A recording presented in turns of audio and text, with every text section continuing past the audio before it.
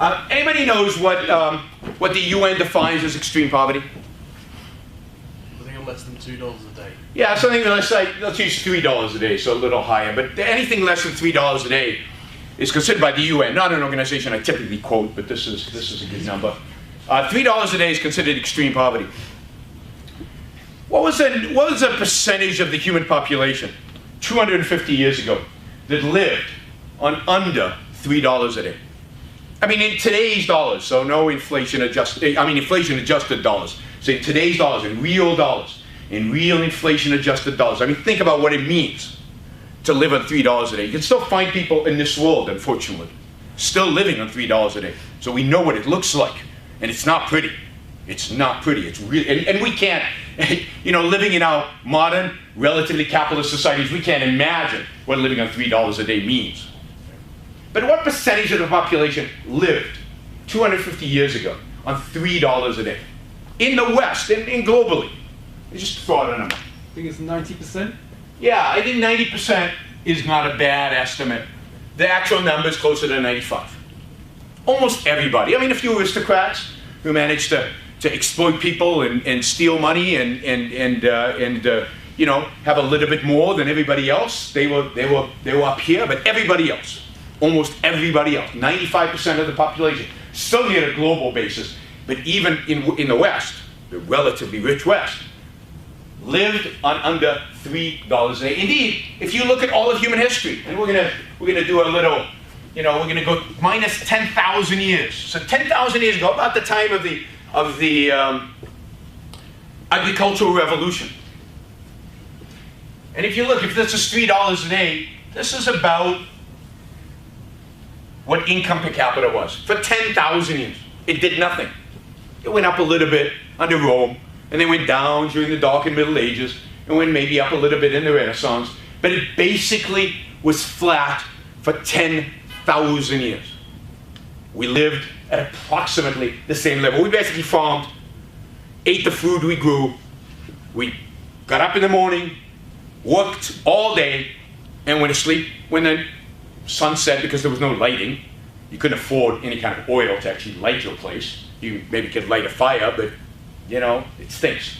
So it's hard to light a fire indoors. So basically your entire life was work. What was life expectancy 40, during this period? 40 years old. Yeah, 40, it's about 39, but yeah, it's a good estimate, about 39 years old. Life was hard, brutal, short, nasty, read your Hobbes. He was right about life in his period, in his time. And, children, what percentage of children made it to age 10? Born alive to age 10. 50%. Yeah, less than 50% actually make it to age 10. Most of you would not have made it to age 10.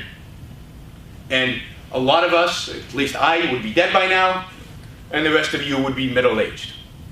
That's what life was 250 years ago. And 10,000 years ago. Doesn't matter. Life didn't change that much. And then something amazing happened. Miraculous, one would say. And that happened. We went from $3 a day to hundreds of dollars a day. And in Asia, it took a little bit longer. They stayed somewhere here, and then they grew it like that.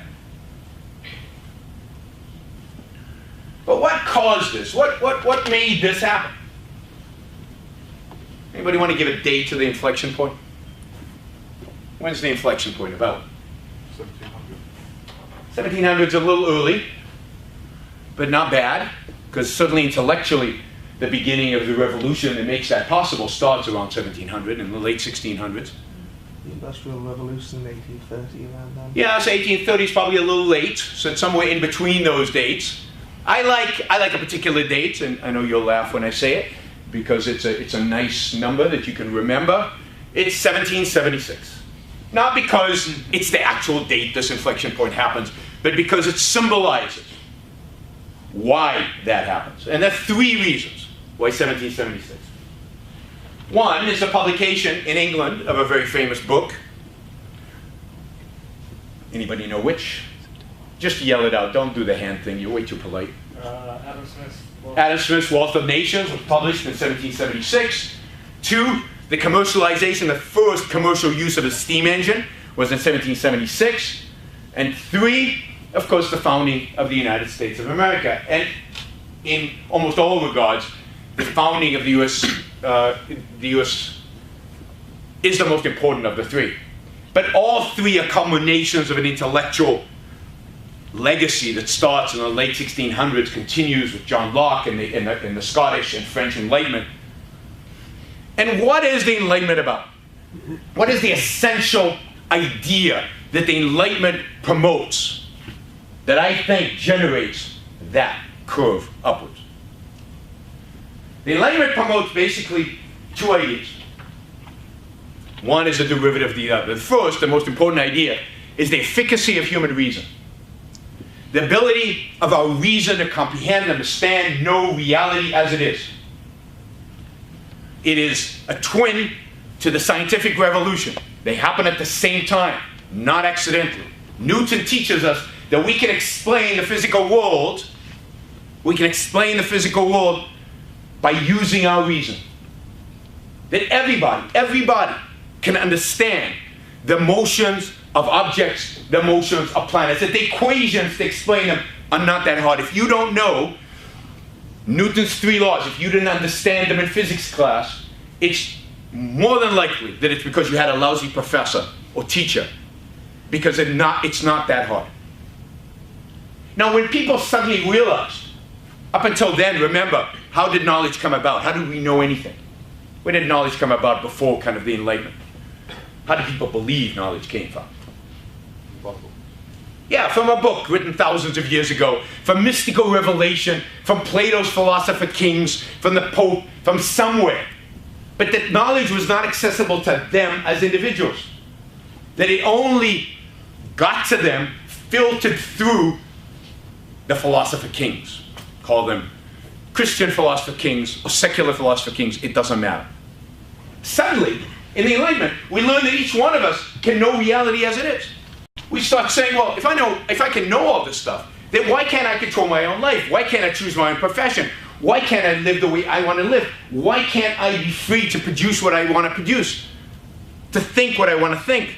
To make of my life what I want to make of that life? And as a consequence, what we get is a movement for freedom, a movement for liberty, which culminates in the Declaration of Independence of the United States as a declaration, the most important political document, I believe, in human history. They didn't live up to it, of course, slavery and so forth, but as a declaration, declaring that each individual has an inalienable right to his own life, his own liberty, and the pursuit of his own happiness, changes the world. And what it unleashes is the innovation, the profit-seeking, the happiness-seeking individuals all over the West where freedom is allowed. And the consequences, capitalism, and the consequences, a massive, massive increase in our quality, standard of living, a doubling within about 100 years of life expectancy. Of course, now it's of course up to 84, or in somewhere in the 80s. A dramatic increase in the quality of life, a dramatic improvement across the board in human flourishing. Ultimately, it leads to the abolition of slavery, the emancipation of women, and almost every positive social trend of the last 250 years. And there are very few positive social trends before 250 years. What the socialists want is to get rid of this. Because all of this is a product of the recognition of the value of the individual, his mind, and his own life. Because the second idea of the Enlightenment is the sanctity of the individual. That the individual is the moral unit. Before 1776, for all intents and purposes, when you'd ask people who their life belonged to, what would be their answer? Who does your life belong to? King or God. King or God or tribe or nation or state or race or fill in the blank with some collective. Before 1776, each one of us knew that our life belonged to someone else. We had no autonomy over our lives. Not philosophically, not intellectually, and not physically in the real world. The beauty of the Declaration of Independence is that it declares that our lives belong to us as individuals. That the king does not own you, that the state does not own you, that the proletariat does not own you, that the race does not own you, that nobody owns you.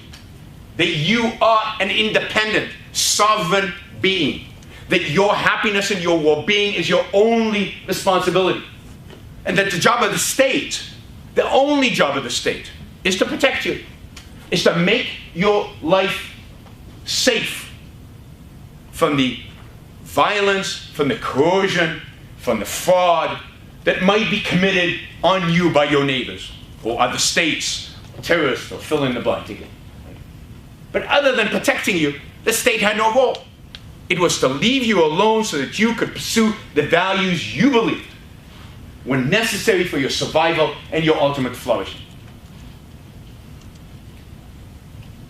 Socialism seeks to replace that. It seeks to tell you, no, your life doesn't belong to you. It belongs to the collective. It belongs to the group. You are just a sacrificial animal for the sake of other people's well-being. No matter if you studied hard, worked hard, innovated, come up with great ideas, built a company, made hundreds of millions of dollars, maybe even billions of dollars. It's not yours. It's your duty, it's your responsibility, from each according to his ability, to each according to his means. It's the people who didn't build. It's the people who didn't create.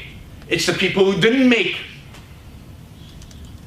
Your moral responsibility is to them, not to yourself.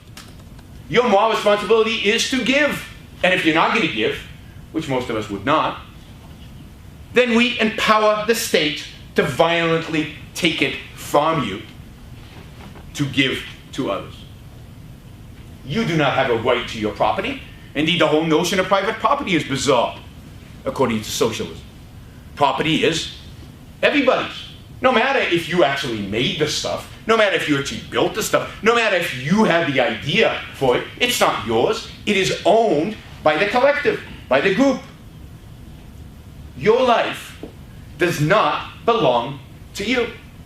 Your values do not belong to you. What you create and build does not belong to you. Your ideas do not belong to you.